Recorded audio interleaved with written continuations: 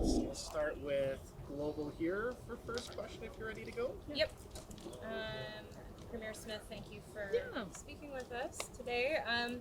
Just wondering what your hope is for the outcome of this event. Well, I hope what happens this evening is people know that we took the recommendations of the coal committee seriously in implementing a change of policy, that we are going to be banning any new open pit mines and mountaintop removal, making sure best available technology is used to manage water, and where possible start using some of the new underground mining techniques to avoid disturbing the surface.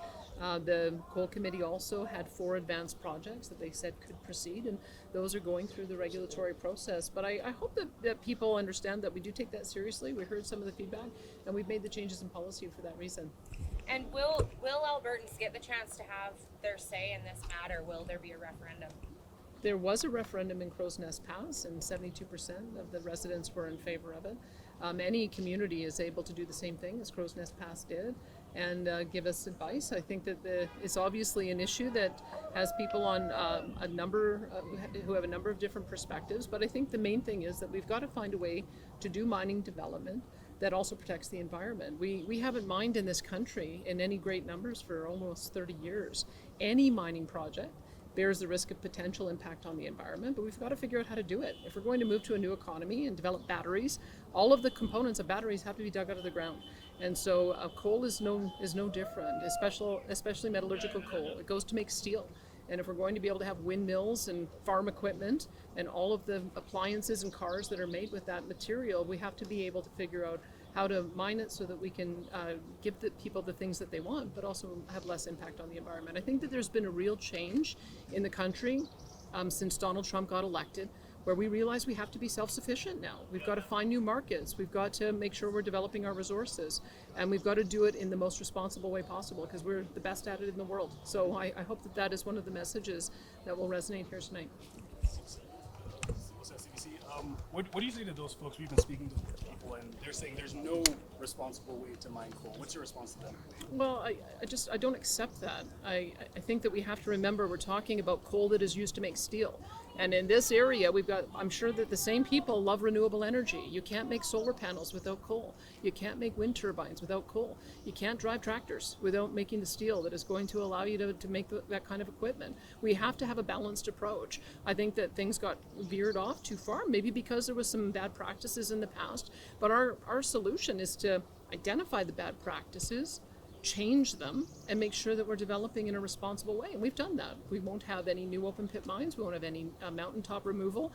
And we're encouraging companies to look at and explore the underground mining techniques so that there's less surface disturbance and so very little likelihood of any impact on the water. Those are the things that we have responded to based on the feedback that we got. And I think that that's going to make sure that these projects proceed in a way that's going to do both, allow us to get the value out of it, but also protect the environment. Do you understand why people might be, nervous or anxious or feel very strongly about this possible mine project? I think that there's a concern that if you allow one, you'll allow 9, and that's not what's happening here. The coal committee identified that there were 4 advanced projects, including Grassy Mountain, that had been an active mine 60 years ago. It wasn't reclaimed particularly well, and that is the one that is being looked at for how it might be reopened, reclaimed properly, but also bring the value out of it. And so I think that there's going to be some developments. There's a number of companies that we're hoping to settle with so that they don't develop, that they return the leases to us or hand over the leases to us so that we can make sure that there isn't a future development in those areas. But as for the advanced projects, I think it was always understood that those were ones that would be very likely to go ahead if they could meet some of the regulators' views. And so we're prepared to support the process. Bridge City? I'm heckled, Bridgecitynews News. Just want to ask, there was an advisory by the province that showed that the Crow's Nest Lake near the town has been, there's an advisory that the brown trout and the mountain whitefish has been caught with high levels of selenium, and it's speculative that it could have been from those old mines such as the Tent Mountain and even the Grassy Mountain itself.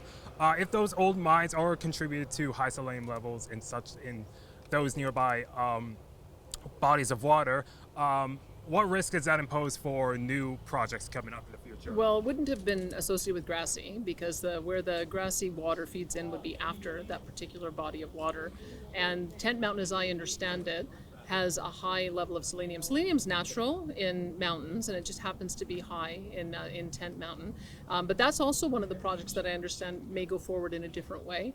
The company is looking at a pumped storage system. So rather than developing the coal, they're looking at being able to use the existing infrastructure to operate as a battery backup for I believe it's a wind installation. And so that's an example of an advanced mine project that might be managed in a bit of a different way. When we look at the selenium in the water, I just have to be clear that there are water standards, and we want to be science-based. The water standards say that water is safe for drinking if it's 50 micrograms or less per liter. And in this particular case, it was 1.3 micrograms per liter, so it's well below the levels that are safe for ingestion for humans and for cattle. What we are interested in is bioaccumulation. Fish, of course, end up having, because they eat algae, and then they eat fish, and then the smaller fish get eaten by the larger fish.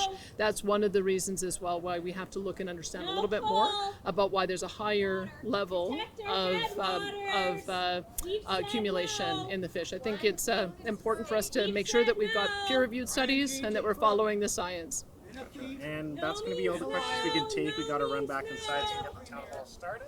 Premier, no matter what's said tonight, is the policy determined by the provincial government? There will be some type of coal development? The policy has been determined by the government. What we've said is no open pit mining, no mountaintop removal, and the encouragement of the underground mining techniques. And many of the companies are looking at doing those. The proposals will have to make sure that they address those issues, address the issue of water management, and ensure that we're not seeing selenium getting into the water supply. Those are the things that we would expect of any project that would go forward. Some of them are just not going to go forward, but the advanced coal projects, we're going to follow the process.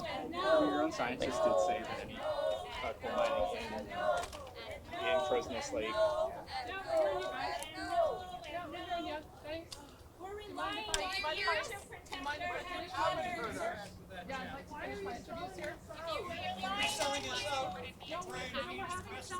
And we're happy to hear you, but I'm just saying that you're here. I just love for you to let me finish my interview. We said no. Period. No, I period. interviewed you. I allowed you to be interviewed without interrupting your interviews. You guys got interviewed without interrupting your interviews. I'm just asking to be for the same courtesy.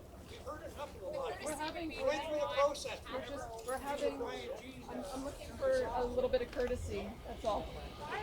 Just looking for some courtesy. I just have a couple more questions to answer here. There's a cost to that culture. You are a traitor. Thank you. You Your are own scientists did say. so greasy with the oil from your oligarchs from the gas and fossil fuels. Poisoning our waters is disrespectful. Poisoning Poisoning our listen to Albertans. Listen to Albertans. Listen to Albertans. We don't want Crowsnest Lake beyond the boundary. Will you take that advice into account with your decision? Well, as I mentioned, that lake in particular was impacted by Tent Mountain, and as I understand it, Tent Mountain is one of the projects that is not going ahead as a coal mine. They're looking at doing pumped storage as a renewable project, and we'll be doing additional follow-up research to see if we can find out the reason for the bioaccumulation in the fish. But we were encouraged to see that the level of selenium in the water is well below what the recommended level is for drinking water safe standards. How do you reconcile your commitment to there being no open pit mining with the reality that Grassy Mountain was exempt from the ban on open pit mining? Well, again, we wanted to take the advice of the coal committee, and the coal committee gave us 8 recommendations, and they also identified 4 advanced coal projects. I think that we should be concerned that in the 60 years ago, that it was not reclaimed to a standard that we would accept today. And the company, as part of developing the resource, would also reclaim the project to a higher standard. And I think that would be good for the environment. I think that's something that we should encourage. And if they can go through and convince the regulator that they have a good plan that abides by our policies, then we'll allow the process to play out. If I could ask you a Then quick follow-up. the town hall starts in like 2 minutes. Sorry guys, thanks very much. Thank you. Thank you all.